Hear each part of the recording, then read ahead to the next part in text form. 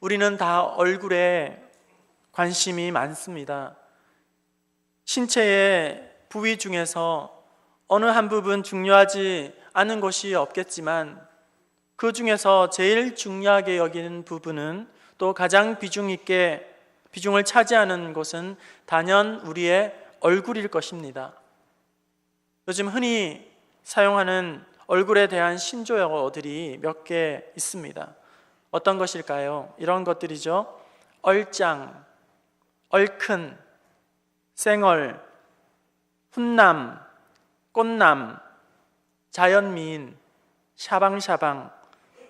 네, 얼짱은 잘 아시죠? 얼굴 짱 예쁜 그리고 멋진 사람을 말하죠. 얼큰은 국물이 얼큰하다 하는 게 아니라 얼굴이 큰 사람을 얼큰하다 그렇게 이야기하죠. 그리고 쌩얼은 화장을 하지 않은 그런 맨 얼굴을 말합니다. 훈남은 얼굴이 못생겼지만 왠지 정이 가는 그런 사람을 훈남이라고 이야기하고, 꽃남은 꽃처럼 예쁜 남자를 꽃미남이라고 하죠. 그리고 자연미인은 얼굴 성형을 전혀 하지 않은 그런 미인을 의미합니다. 그 다음에 샤방샤방, 혹시 아세요? 샤방샤방 노래는 아시죠? 네, 샤방샤방. 이 샤방샤방은 마치 순정 만화에서 이렇게 짠 하고 나타난 것과 같은, 이렇게 빛이 막 쫙 뻗어 나가는 것 같은 그런 예쁜 귀엽고 예쁜 외모를 샤방샤방이라고 이야기합니다. 그리고 외모지상주의라는 말을 우리는 이제 식상할 정도로 많이 듣고 사용하고 있는 것이 사실인데요. 과연 오늘날 이 시대에는 외모가 인격을 넘어서 이제는 능력으로 또 추세와 성공으로까지 연결되어지는 참 그런 시대가 되어버렸습니다. 이 얼굴에 대한 에피소드를 가장 많이 남긴 사람이 있다면 그 사람 바로 링컨 대통령입니다. 링컨의 전기를 읽어보면 어김없이 그 안에는 링컨의 얼굴, 외모에 대한 이야기가 빠짐없이 등장하는데요. 안타깝게도 링컨은 대단히 못생긴 추남이었다고 합니다. 사실 링컨하고 생각하면 이 구렛나루 턱수염이 이렇게 생각이 나실 텐데요. 사실은 못생긴 외모를 커버하기 위해서, 감추기 위해서 일부러 그런 구렛나루를 많이 길렀다고 합니다. 실제로 컴퓨터상에서 그 얼굴에 난 구렛나루를 치워보게 되면 아주 못생긴 얼굴만 남는다고 합니다. 또 그에 관한 아주 재미난 일화가 하나 있습니다. 링컨 대통령이 의회에서 연설을 하고 있을 때였습니다. 그런데 링컨이 대통령이 된 것을 대단히 못마땅하게 여기던 한 사람이 갑자기 자리에서 일어나서 손가락질을 하면서 이렇게 말을 하는 것입니다. 당신은 두 얼굴을 가진 위선자요. 미국 사회에서 두 얼굴을 가진 위선자라는 것은 아주 심각한 모욕적인 욕이 아닐 수가 없습니다. 그때에 링컨이 이렇게 대답을 합니다. 굉장히 억울한 표정을 지으면서 이렇게 하는 것입니다. 여보시오, 내가 만일 얼굴이 두 개라면 이 중요한 자리에 하필이면 이 얼굴을 가지고 나왔겠소? 참 위트가 있고 유머가 있는 그런 대통령이죠. 모두 앉아있던 사람들이 막 박장대소를 하면서 그렇게 잘 넘어갔다고 합니다. 오늘날 역대 미국 대통령 중에 가장 존경받는 대통령이 한 사람이 링컨 대통령인데요. 그렇게 그가 존경받는 이유는 그의 못생긴 외모와 겉모습이 아니라 그 속사람이, 그의 인격이, 그의 인품이 풍겨나는 깊은 내면의 온유함이, 그리고 그 앞에 위엄함이 있기 때문에 미국인들은 그를 여전히 기억하며 사랑하며 존경하는 것입니다. 링컨 대통령이 한 유명한 말이 있습니다. 사람은 그 나이 40이 되면 자기 얼굴에 책임을 져야 한다. 여러분 한 번씩은 다 들어보셨을 겁니다. 사람은 나이 40이 되면 자기 얼굴에 책임을 져야 한다. 그러니까 그 얼굴은 단지 눈에 보이는 것이 전부가 아니라 보이지 않는 내면을 나타내는 축소판과 같다는 것이죠. 그 얼굴에 알게 모르게 그의 인격과 됨됨이가 묻어날 수밖에 없다는 거예요. 그래서 사람은 그 나이 40이 되면 얼굴에 책임을 져야 한다, 그런 말이 나오게 되는 것이죠. 제가 말씀을 준비하면서 이 얼굴이라는 말에는 아주 특별한 의미가 담겨 있다는 사실을 발견하게 되었습니다. 얼굴이라고 이야기할 때에 이 얼자에는 영혼, 정신이라는 뜻이 담겨 있다는 거예요. 그래서 우리가 갑자기 어떤 충격적인 일을 당하게 되면 정신이 아찔해지고 멍해지지 않습니까? 이를 흔히 얼이 빠졌다, 이런 표현을 쓰기도 하고, 제정신이 아닌 사람을 일컬어 얼 빠진 사람, 얼 빠진 놈, 이렇게 이야기를 하지 않습니까? 그러니까 얼굴의 얼은 정신, 영혼, 내면, 이런 의미를 담고 있다는 거예요. 그리고 얼굴의 굴은 그 말 그대로 통로, 터널과 같다, 혹은 굴, 이전에는, 아주 옛날에는 굴을 파서 사람들이 거주하지 않았습니까? 그러니까 거하는 곳, 이렇게 의미가 통한다는 것이죠. 그래서 정리하면 얼굴은 영혼이 거하는 곳, 영혼이 통하는 통로, 이렇게 그 뜻을 의미할 수가 있다는 것입니다. 우리의 얼굴은 단지 그냥 밖으로 드러난 것이 아니라 각 사람의 내면의 마음을, 영혼을 그렇게 표현하는, 영혼과 우리의 맞닿아 있는, 연결되어 있는 아주 중요한 표현 수단이 될 수가 있다는 것이죠. 여러분, 우리의 얼굴에 근육이 몇 개 정도로 이루어진지 아십니까? 80개 정도의 근육으로 얼굴이 이루어져 있다고 합니다. 그리고 이 80개의 얼굴 근육을 통해서 표현할 수 있는 이 표정은, 저도 이걸 보면서 깜짝 놀랐는데요, 무려 7,000가지의 표정을 지을 수가 있다고 합니다. 참 가능할지 모르겠지만 그렇다고 말을 하더라고요. 저나 여러분이나 잔뜩 찌푸린 얼굴, 그리고 일그러지고 굳은 그런 찡그린 얼굴, 환한 표정이 아니라 늘 밝고 환하고 따뜻한 그런 웃는 표정을 짓고 날마다 기쁘게 살아갈 수 있기를 바랍니다. 연구에 의하면 웃음이 치료제로도 사용된다고 해요. 웃음 치료 하지 않습니까? 그 웃음 치료의 원조라 할 수 있는 미국의 웃음 박사 노먼 커스는 이런 말을 했습니다. 웃음은 내면의 조깅과 같다. 그리고 웃음은 내면의 깊은 마사지와 같아.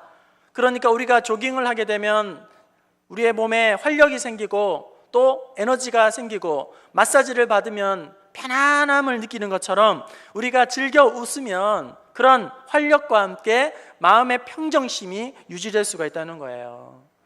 70년대, 80년대 우리 안방극장을 코미디 프로그램 중에 아주 행복하게 해준 것이 무엇입니까? 웃으면 복이 와요. 여러분 많이 웃으시고 또 덤으로 복도 많이 받을 수 있기를 바랍니다. 어떤 분들은 이렇게 질문할지 모르겠습니다. 목사님, 웃고 싶습니다. 저도 웃고 싶습니다. 하지만 웃을 수가 없어요. 제 형편 보세요. 제 상황, 제 문제, 저를 웃지 못하게 만듭니다. 이렇게 말씀하는 분들이 있을 것입니다. 물론 이해가 되고 일리가 되는 말씀입니다. 그런데 여러분, 오늘 성경 말씀을 보게 되면 곤고한 상황 가운데에, 환경 가운데에, 굉장한 곤란한 문제 가운데에서도 그것을 모두 다 초월하는 인물이 우리에게 소개되고 있다는 것입니다. 예수 믿는 그리스도인들이 어떠한 모습으로 살아가야 할까, 또 어떠한 얼굴과 표정으로 살아가야 하는지 우리에게 알려주는 아주 좋은 롤 모델이 있다는 것입니다. 바로 그 사람은 면류관이라는 이름의 뜻을 가진 스데반 집사님입니다. 오늘 스데반을 통하여서 우리가 큰 은혜를 받고 도전을 받는 이유는 도무지 감당할 수 없는 그런 상황 가운데에, 도무지 참을 수 없고 견딜 수 없는 고통스러운 한가운데에서 그의 얼굴은 천사와 같이 밝게 빛나고 있다는 것입니다. 오늘 본문 말씀의 배경을 살펴보면 지금 스데반은 엄청난 반대의 직면에 있습니다. 곤고한 상황 가운데 공격을 받고 있습니다.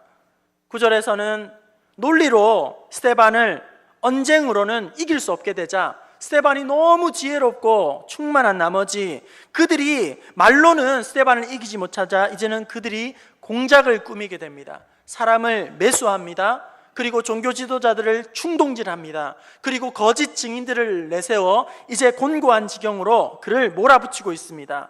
이런 심각한 지경에서 성경은 오늘 15절에 모든 사람들이 그의 얼굴을 주목하여 보았을 때에 그 얼굴이 천사의 얼굴과 같더라, 이렇게 말씀하고 있는 것입니다. 어떻게 이런 것이 가능할까요?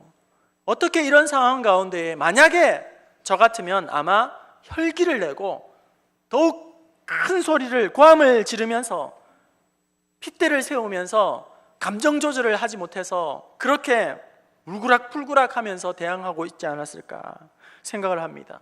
어떻게 스데반은 이런 절망적인 공포스러운 상황 가운데에서도 이렇게 평안할 수가 있을까요?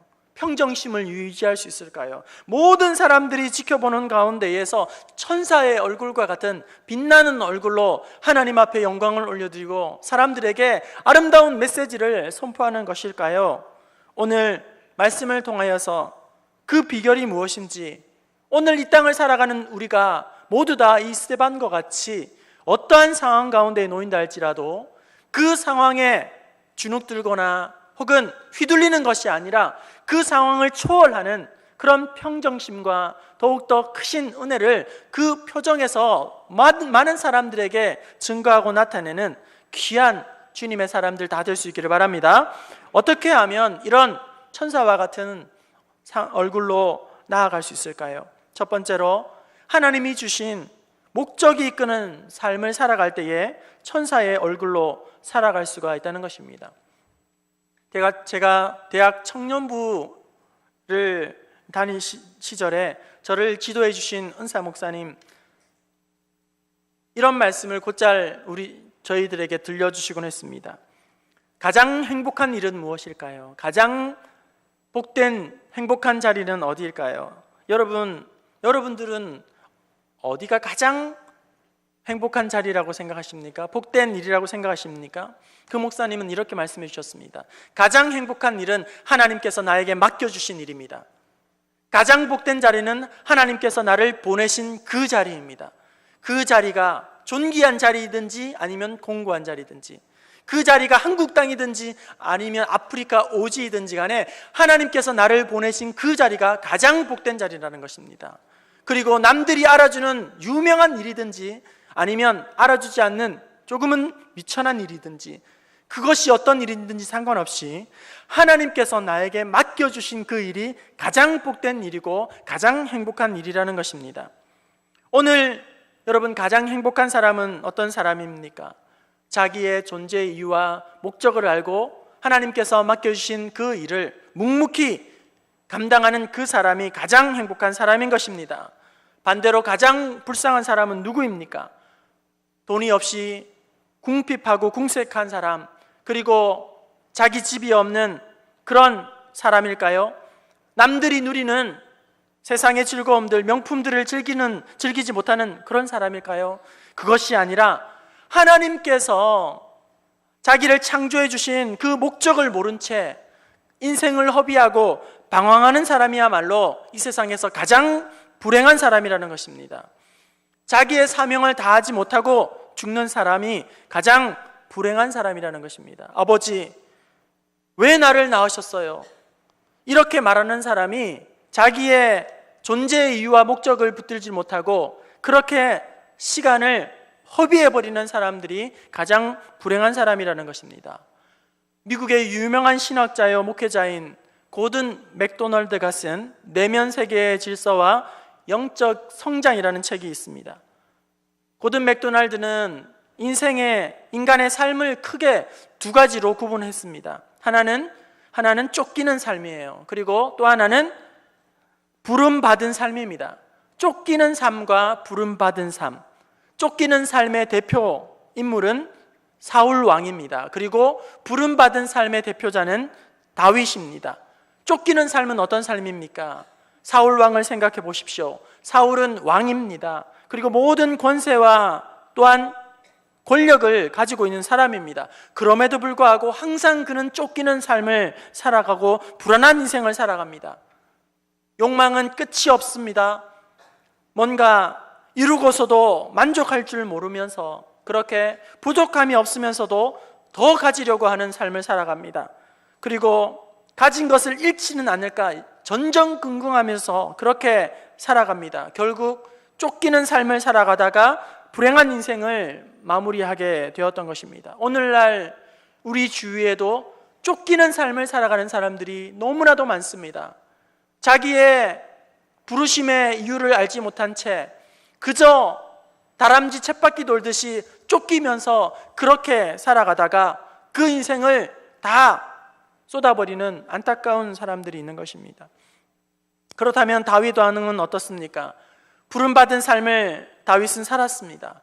실제로 그의 삶을 조명해 보면 그의 겉모습은 쫓기는 삶을 사는 듯 보입니다. 무려 10년 넘도록 죽을 고비를 넘겨가면서 도망하며 그렇게 살아가는 다윗입니다. 하지만 다윗의 삶은 평화롭기만 합니다. 그 마음은 언제나 하나님이 주시는 참된 위로와 감사와 찬양과 기쁨과 은혜가 충만한 삶을 살아가게 됩니다. 사망의 음침한 골짜기를 다닐지라도 하나님의 구원의 손길과 하나님의 인도하심을, 동행하심을 감사하면서 내게 부족함이 없으리로다, 그렇게 믿음으로 고백하며 자기에게 주신 부르심의 삶을 살아가게 되었던 것입니다. 환경의 지배를 받는 사람이 아니라 환경을 초월하고 상황을 뛰어넘는 자족하는 그런 삶을 살아가고 있는 것입니다. 오늘 스데반이 동일한 부르심의 삶을 살아가고 있는 사람입니다. 자기가 처한 상황은 참으로 고통스럽고 어렵고 힘든 위협적인 상황 속에서도 그는 조금도 타협하지 아니하고 오히려 모든 사람들 앞에서 하나님을 증거하고 자기를 돌로 쳐 죽이려고 하는 그 사람들 앞에 원망함 없이 천사의 얼굴을 나타내고 있는 것입니다. 성도 여러분, 오늘 하나님께서 우리에게 맡겨주신 귀한 사명과 본분과 목적을 우리가 늘 깨닫고 그 본분에 합당한 삶을 살아가는 저와 여러분 될 수 있기를 바랍니다. 그런 사람은 누구에게도 휘둘리지 않습니다. 서로 비교하면서 교만해지지 않습니다. 경쟁하는 삶을 살아가지 않습니다. 늘 평안하고 감사하며 찬송이 넘치는 그런 삶을 살아가게 되는 것입니다. 환경과 조건에 끌려다니는 쫓기는 인생이 아니라 하나님의 부르심을 받은 사명에 붙들린 귀한 삶을 살아가는 저와 여러분 될 수 있기를 바랍니다. 두 번째로, 성령의 충만한 삶을 살아가는 사람들은 천사의 얼굴과 같이 살아갈 수가 있습니다. 스데반은 어떻게 이런 절망적인 상황 가운데에서도 천사와 같은 그런 빛나는 얼굴로 그들 앞에 나타나고 있을까요? 오늘 말씀을 다 읽지는 않았지만 스데반 이렇게 하면 우리가 떠오르는 이미지는 딱 한 가지입니다. 그는 성령에 충만한 사람이었다는 것입니다. 3절에서도 5절에서도 오늘 본문 10절에서도 그리고 7장 55절에서도 스데반을 성령에 충만한 사람이라고 그렇게 기록하고 있는 것입니다. 남다른 패기가 있어서, 용기가 있어서, 배포가 좋아서 객기를 부리고 있는 것이 아닙니다. 스데반은 우리와 성정이 똑같은 사람입니다. 두려움도 공포심도 동일하게 느끼는 그런 사람입니다. 하지만 스데반은 성령의 충만함으로 말미암아 이 모든 두려움과 절망 가운데에 사로잡히는 것이 아니라 오히려 그 한가운데에서 천사의 얼굴과 같은 그러한 하나님의 영광을 나타내고 있는 것입니다. 얼굴에 관한 우스갯소리 중에 이런 것들이 있죠. 속지 말자 조명빨, 다시 보자 화장빨, 더 무섭다 각도빨. 스마트폰을 예쁘게 찍는 각도가 있다고 합니다. 그래서 잘만 찍으면 다 연예인처럼 나오게 돼요. 속지 말자 각도빨, 자매품, 성령빨, 뽀샤빨, 뭐 이런 것들이 있다고 합니다. 우리 예수 믿는 그리스도인들에게 가장 중요한 것은 뭐니 해도 영빨인 줄로 믿습니다. 우리가 성령의 충만한 은혜를 경험하게 되면 우리 안에서 알 수 없는 힘이 끊임없이 계속 샘솟듯 올라오게 되는 것입니다. 몸은 너무나도 지치고 힘든 가운데에서도 눈빛은 초롱초롱하게 빛나게 되는 것입니다. 우리의 얼굴에서 알 수 없는 그런 영적인 비비크림이 자꾸 솟아나게 되는 것이죠. 얼마나 사랑스럽고 예쁘게 보이는지 몰라요. 우리 아이들 수련회를 가지 않겠다고 몸을 비틀던 아이들이 수련회 2박 3일 충만한 하나님의 은혜를 경험하게 되면 이 아이들의 표정이 바뀝니다. 그리고 돌아올 때는 딱 하루만 더 했으면 좋겠다, 딱 하루만 더 수련회 했으면 좋겠다, 그렇게 아이들이 수련회를 하고 돌아온다니까요. 오늘 오후에 여름사역 이제 보고 예배를 드릴 때에 여러 이제 부서에서 귀한 나눔을 할 것인데, 그 중에 우리 한 친구가 그런 간증을 하게 될 것입니다. 우리 이제 오늘 오후로 캄보디아 단기 선교팀이 출국을 하게 되는데요. 여러분 이제 돌아오는 거 한번 보십시오. 여러분 몸은 녹초가 되고 파김치가 되고 몸은 당장이라도 쓰러질 것 같이 그런 초죽음이 되어 있겠지만, 아마 얼굴은 가장 충만한 모습으로, 가장 해와 같은 빛나는 모습으로, 그런 모습으로 여러분 충만하게 돌아오게 하실 줄로 믿습니다. 여러분 어떠한 상황 가운데에서도 하나님의 성령의 충만한 은혜를 경험하는 사람들은 그 얼굴이 해와 같이 빛나게 하실 줄로 믿습니다. 오직 성령의 열매는 사랑과 희락과 화평이니 이러한 것을 금지할 법이 없느니라. 성령에 충만한 사람들은 우리 주님을 닮은 그리스도의 향기가 모든 삶을 통해서 증거될 수밖에 없는 것입니다. 여러분 성령의 충만함을 더욱 힘써 사모할 수 있기를 바랍니다. 여러분이 당한 여러 가지 어려움과 문제 가운데에 성령님께서 개입하시도록 성령님을 모셔드릴 수 있기를 바랍니다. 도우시는 그 은혜로 말미암아 어떠한 상황 가운데에서도 천사와 같이 해와 같이 빛나는 그런 믿음의 사람들 다 될 수 있기를 바랍니다. 끝으로 하나님께 단단히 붙어있는 사람들은 천사와 같은 그런 얼굴로 살아가게 되는 것입니다. 2003년도에 우리나라에는 매미라는 아주 엄청난 태풍이 닥친 적이 있습니다. 이로 말미암아 얼마나 많은 피해를 입은지 모릅니다. 이런 자연재해와 같은 태풍을 여러분 막을 방법은 우리 인간에게는 없습니다. 우리 인간이 할 수 있는 일이라고는 피해를 최소화하고 줄이는 방법을 찾는 것밖에 없습니다. 태풍이 무사히 지나가기만을 바라고 단단히 농작물이라든지 모든 것을 대피할 수 있어야 하는 것이죠. 특히 바다의 배들은 방파제가 들이운 만 안으로 다 모여들게 됩니다. 그리고 서로의 몸을 단단한 밧줄로 꼭꼭 묶어두면서 태풍이 지나갈 때까지 단단히 그렇게 정박을 하고 대기하고 있는 것이죠. 오늘 우리가 당하는 많은 고난들은 여러분 안타깝게도 피할 수가 없다는 거예요. 이 고통은 어느 누구도 피할 수가 없다는 것입니다.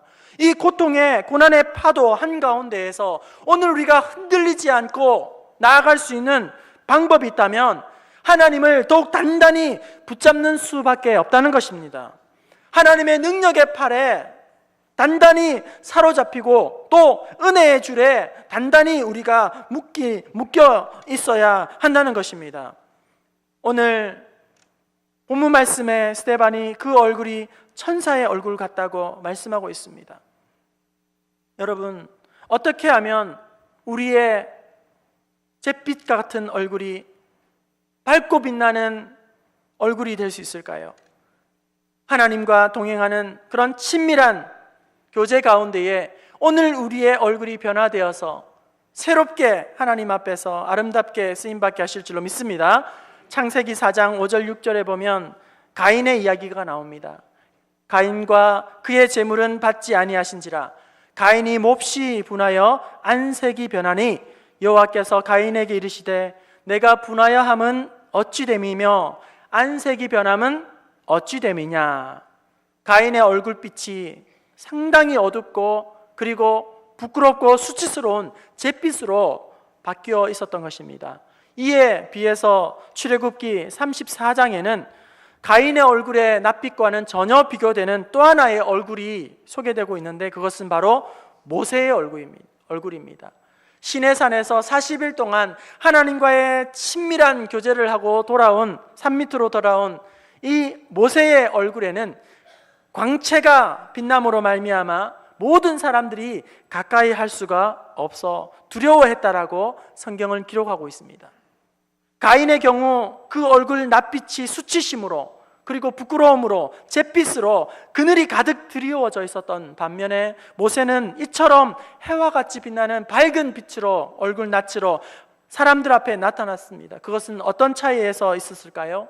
가인은 하나님의 뜻을 저버리고 동생을 죽이고 하나님의 은혜로부터 멀리 떨어져 감으로 말미암아 그 얼굴빛이 그늘로 온통 뒤덮여 있었던 것입니다.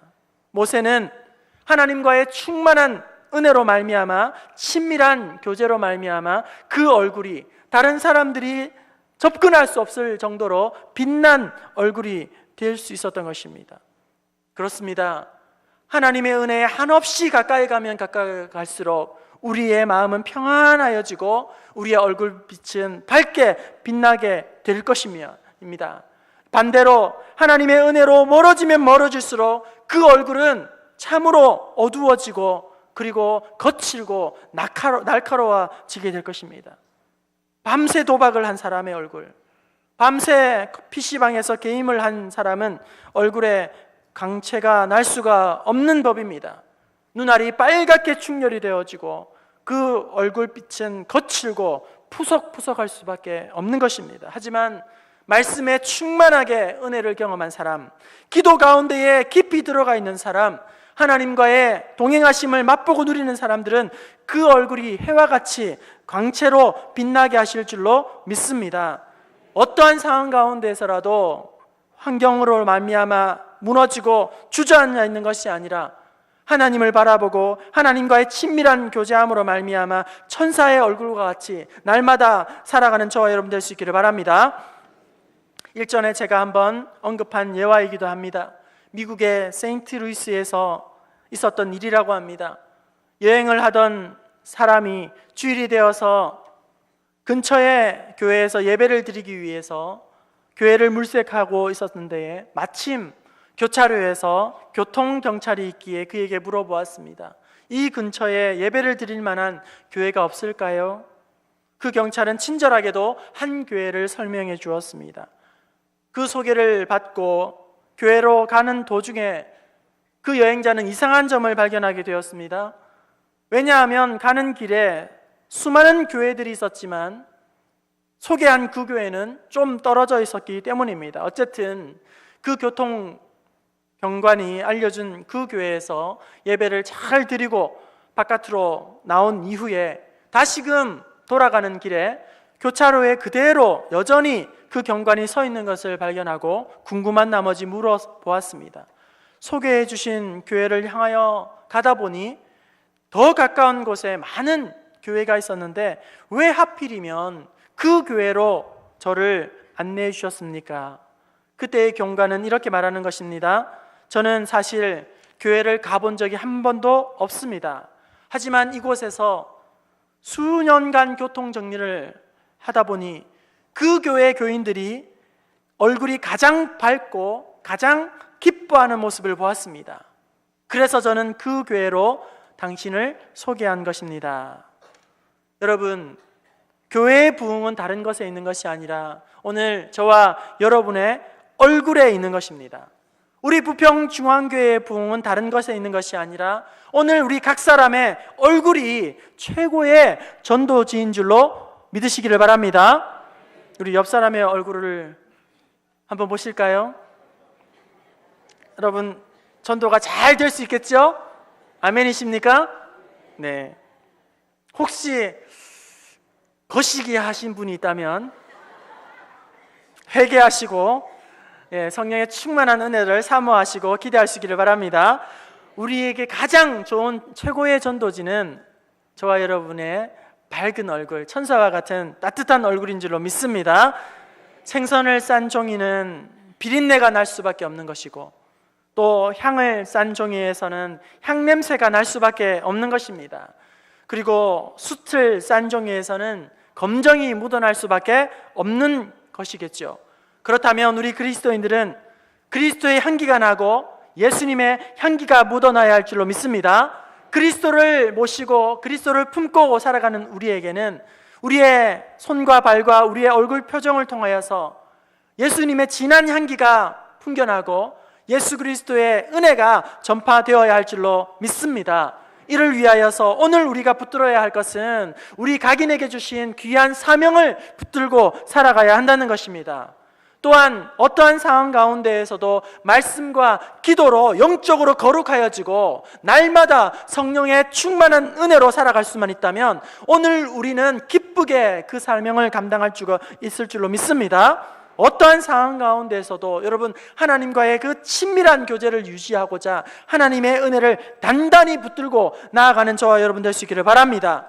그리함으로 말미암아 스데반처럼 곤고한 지경에 놓인다 할지라도 천사와 같이 빛난 얼굴로 모습으로 이 땅 가운데에 그리스도의 향기를 선포하고 그리스도의 편지가 되어서 하나님의 크신 영광을 선포하며 많은 사람들에게 선한 영향력을 나타내는 믿음의 사람들이 다 될 수 있기를 주님의 이름으로 축원합니다.